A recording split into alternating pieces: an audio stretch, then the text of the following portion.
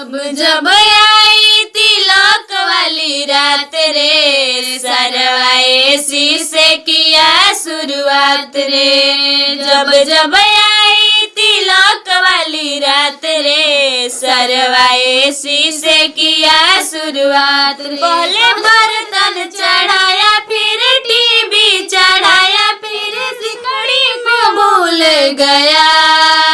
मेरे भैया को सर्वसाला बेइज्जत किया, ओ मेरे भैया को सर्वसाला बेइज्जत लिया, ओ मेरे भैया को सर्वसाला बेइज्जत किया। डाका डाल दिया तिलक वाली रात में, कैसे कैसे फील हुआ आधी आधी रात में। डाका डाल दिया तिलक वाली रात में, कैसे कैसे फील हुआ आधी आधी रात में। हलवा सड़ल ले आया, टीवी फूटल ले आया, पंखा टूटल ले आया, फिर आया के इज्जत लिया।